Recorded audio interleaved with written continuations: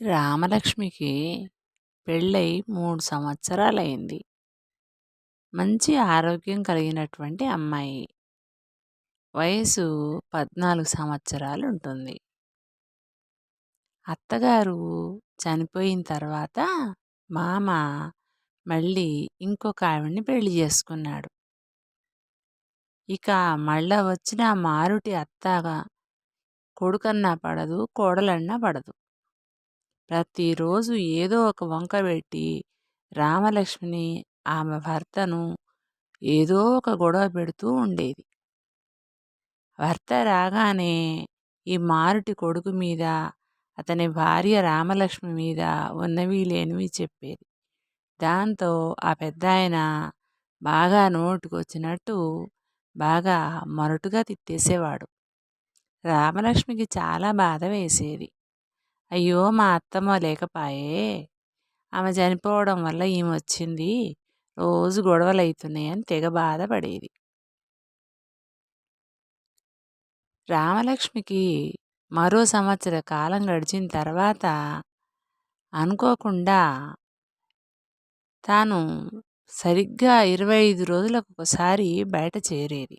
ఒక్కరోజు వెనక కాదు, ఒక్కరోజు ముందు రాదు. 25 రోజులకి బయట చేరే రామలక్ష్మికి ఈసారి ఎందుకనో రాలేదు. ఎందుకబ్బా రాలేదు అని భయపడి, సరేలే మరి నువ్వులు తింటే వస్తాయేమో అనుకుని కాస్త అవి ఇవి తిన్నది. ఏం చేసినా రాలేదు. రామలక్ష్మికి పెద్దగా సంసారం మీద కానీ, వైద్యం మీద కానీ అవగాహన లేదు. చాలా అమాయకురాలు. పైగా వెనకటి ఇదిలో ఎవరు చెప్పినవాళ్ళు లేకపోవడం మూలాన ఆ కాలం నాటి రామలక్ష్మికి మరీ అమాయకత్వంగా ఉండేది. ఇక చూసింది 2 నెలలు గడిచిపోయింది. అయినా కూడా రాలేదు. ఒకరోజు అనుకోకుండా రామలక్ష్మితో పాటే చదువుకున్న అమ్మాయి పిలిచింది. ఇద్దరూ కలిసి వాళ్ళ ఇంటికి వెళ్ళారు. మాటల్లో వాళ్ళ నానమ్మకి జబ్బు చేసి చనిపోయిందని, క్యాన్సర్ వచ్చిందని చెప్పింది. ఈ మాట విన్న రామలక్ష్మి, అమ్మో, క్యాన్సర్ వచ్చిందా అని అంది. క్యాన్సర్ అంటే తెలీదు, ఏ విధమైన ప్రశ్నలు వేయాలో కూడా తెలియదు. కానీ అది ఒక జబ్బు అని మాత్రం తెలుసు రామలక్ష్మికి. ఇక ఇంటికి వచ్చిన రామలక్ష్మికి భయం వేసింది. ఎందుకో బయట చేరవలసిన దాన్ని 2 నెలలు అయినా కూడా బయట ఉండలేదు నేను.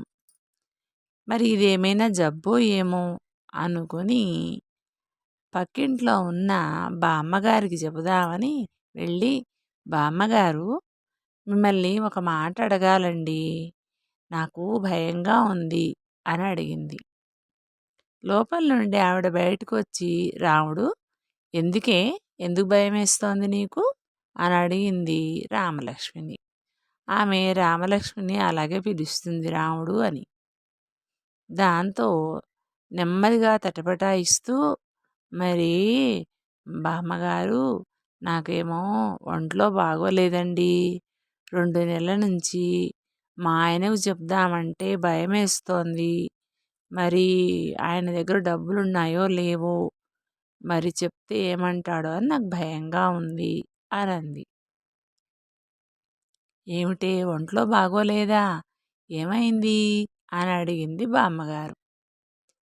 మరి నాకు 2 నెలల నుంచి బయట ఉండాలి కదా, నాకు రావట్లేదు, మరి జబ్బయింది కదండి, అందుకే రావట్లేదు, నాకు భయంగా ఉంది అని చెప్పింది అమాయకంగా రామలక్ష్మి.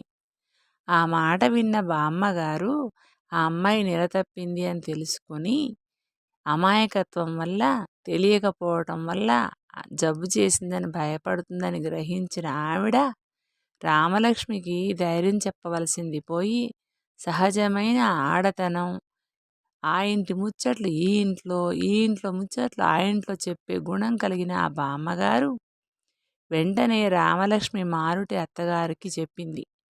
మీ రామలక్ష్మికి జబ్బయిందటగా అందరికీ చెప్పుకుంటోంది, అని అడిగింది. వెంటనే మారుటి అత్తకు భలే సంతోషం వేసింది. జబ్బయిందా? చస్తుందేమో బీడా పోతుందిలే అని మనసులో అనుకుని ఏం జబ్బు అని అడిగింది. ఆ మాయదారి జబ్బు. మొగుడితో సంసారం చేశాక ఏం జబ్బు వస్తుంది? నెల తప్పింది. అందరికీ చెప్పుకుంటోంది. నీకు తెలుసో లేదో అని చెప్దామని వచ్చాను అంది. దాంతో మారుటి అత్తకు మహా మండిపోయింది. ఇక భర్త రాగానే చూశావా విడ్డూరం, నీ కోడలు నెల తప్పిందట. అది నాకు చెప్పలేదు. ఆడదాన్ని కదా, నాకు కదా చెప్పాలి. పోనీ నువ్వు ముందు నుంచి ఉన్నావు, నేను మధ్యలో వచ్చాను అనుకుంటే నీకు చెప్పలేదు నీ కొడుకు. పొయ్యి ఆ పక్కింటి ఆవిడకి చెప్పిందిట అని ఒక పుల్ల గీసి వేసింది. దాంతో మామగారు మండిపడి ఇక నోటికొచ్చిన మాటల్లా తిట్టిపోశాడు. ఆ ఇంటోడికి ఈ ఇంటోడికి చెప్పుకుంటే వాడొచ్చి నీకేమైనా ఆరుస్తాడా తీరుస్తాడా? నేను కదా నీ మామని. ఇక్కడ అత్తకు చెప్పుకోవాలి, మామకు చెప్పుకోవాలి. కనిపించినోడికల్లా చెప్తే నీకేమైనా చేస్తాడా అని నోటికొచ్చిన బూతులు తిట్టాడు ఆ ముసలోడు. రామలక్ష్మికి భయం వేసింది. నాకు జబ్బు చేసింది కదా అని నేను భయపడుతుంటే వీళ్ళేమో నాకు నెల తప్పింది, కడుపు వచ్చింది అని ఈవిడ తిట్టిపోస్తోంది. నేను ఆ బామ్మగారికి చెప్పాను అని ఆ ముసలాయన తిట్టిపోస్తున్నాడు. అమ్మో, ఇక నుంచి బామ్మగారికి ఏ ముచ్చట్లు చెప్పకూడదు అనుకుంది. ఇక ఆ నోట ఈ మాట విన్న ఆమె భర్త, బద్మాషిదానా, నీకు కడుపొస్తే పక్కింటోడికే నువ్వు చెప్పేది అని ఒంగోబెట్టి చాలా బాధేశాడు. ఇదేమిటి ప్రతివాడు కడుపొచ్చిందని కొడుతున్నారు అని ఇక జబ్బు మాట ఎవరికి చెప్పుకోవాలో తెలియక ఇక సన్నగా అయిపోయింది. వేవిళ్ళతో సగం, భయంతో సగం. కొన్నాళ్ళకి చూడడానికని పుట్టింటి నుంచి అన్న బయలుదేరొచ్చాడు. చెల్లెని చూస్తూనే పాపం కళ్ళ నీళ్ళొచ్చాయి. ఏమిట్రా అలా అయిపోయావు, ఒంట్లో బాగోలేదా అన్నాడు. అన్న మీద పడి ఏడ్చింది. అన్నా, నేను ఎక్కువ రోజులు బతకను, నాకు జబ్బు చేసింది అని చెప్పింది. అవునా, జబ్బు చేసిందా? ఎన్నాళ్ళయిందే నీకు జబ్బు చేసి?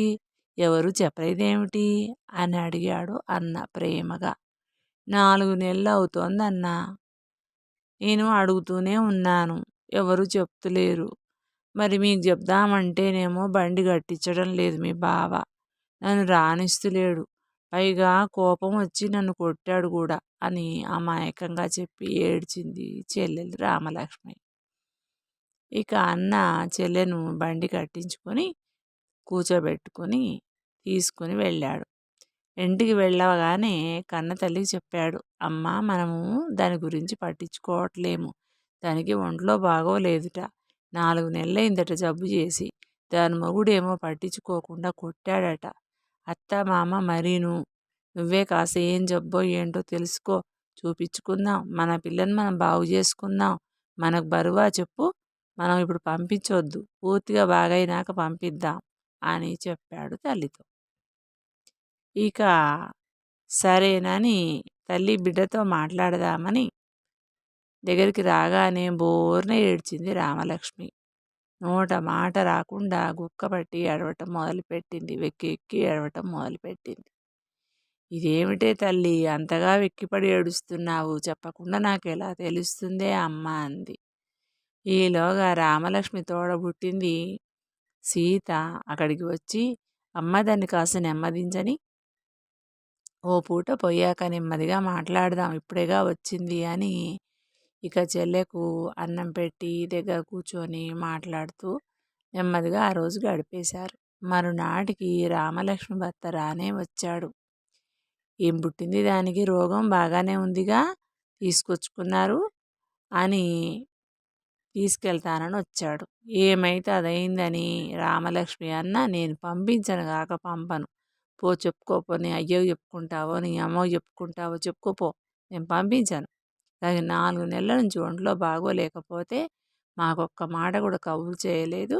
పైగా బండి కట్టించి పంపించను అని దాన్ని కొడతావా అని బెదిరించి ఆయన పంపించేశాడు. ఇక నెమ్మదిగా 4 నెలలు అయిపోయింది కదా! అప్పుడు ఇక అన్నం తింటూ గబగబా వెళ్ళి వాంతి చేసుకున్న రామలక్ష్మిని చూసిన తల్లి, "నీకు వాంతులవుతున్నాయా?" అంటే, "అవునమ్మా! మరి నాకు జబ్బయినప్పటి నుంచి అప్పుడప్పుడు వాంతులవుతున్నాయి. మరి నాకు ఏం తినబుద్ధి కావట్లేదు. ఇంకోటి నాకు నెల నెల రావట్లేదు. అందరూ ఊళ్ళో ఏదో ఏదో చెప్పేసుకొని తిడుతున్నారమ్మా. అత్తయ్య తిట్టింది, మామయ్య తిట్టాడు" అని అలా విషయమంతా చెప్పింది. దాంతో తల్లి, తోడబుట్టిన అక్క పకా పకా నవ్వేశారు. "పిచ్చి మొహందానా, నువ్వు తల్లిగా పోతున్నావే. ఏ విషయం తెలవక పక్కింటోళ్ళకు చెప్పుకుంటే వాళ్ళు ఉన్నవి లేనివి ఆమెకు చెప్పి మీ గొడవయ్యింది. అలా నెల నెల రాకపోతే దానర్థం నువ్వు కడుపుతో ఉన్నావని, నీకు వాంతులవుతున్నాయి, వేవిళ్ళు, నీకేమీ జబ్బవ్వలేదు" అని హాస్పిటల్ తీసుకెళ్ళి చూపించి మందులు తీసుకొచ్చి వాడారు. మరో 5 నెలల తర్వాత పండంటి కొడుకుని కన్నది రామలక్ష్మి. అప్పుడింక తప్పదు కాబట్టి కబురు చేశారు రామలక్ష్మి భర్తకి. "రావయ్యా రా, కష్టపడి పాపం తండ్రివయ్యావు. దాన్ని తన్నుతూ, కొడుతూ, ఇష్టం వచ్చినట్టు దాన్ని వేధించుకు తింటూ మొత్తానికి తండ్రివయ్యావు. అది కాబట్టి బతికింది నీ చేతిలో. ఇంకొకళ్ళైతే చచ్చి ఊరుకునేవాళ్ళు. ఏం మనిషివయ్యా, ఏం పుట్టుక పుట్టావు. అదంటే చిన్నపిల్ల, ఏమీ తెలీదు. దానికి ఒంట్లో బాగోలేదంటే ఏ డాక్టర్కైనా చూపించడమో, ఎవరినైనా అడగడమో, లేదంటే పుట్టింటి వాళ్ళ మాకు చెప్పడమో చెయ్యాలి కదా! చావగొడితే వస్తుందా ఏమిటి? భలే వాడివి. తోడబుట్టిన ఓ అక్కో చెల్లో ఉంటే నీకా ప్రేమో ఏమో తెలిసేది. ఒంటికాయ సొంటికొమ్మని నీకే ప్రేమ తెలిచ్చావదు. మొరటోడి దొరికావు మా ప్రాణానికి" అని తిడుతూనే కొడుకుని తీసుకొచ్చి చేతిలో పెట్టాడు. దాంతో ఆయన కోపమంతా పోయి, "బాగానే ఉంది. నువ్వు కడుపుతో ఉండి నాకు చెప్పక అందరితో నన్ను తిట్టించావు" అన్నాడు రామలక్ష్మితో. రామలక్ష్మి కూడా అయోమయంగా అర్థం కాక నవ్వేసింది. ఇంతటితో ఈ కథ సమాప్తం.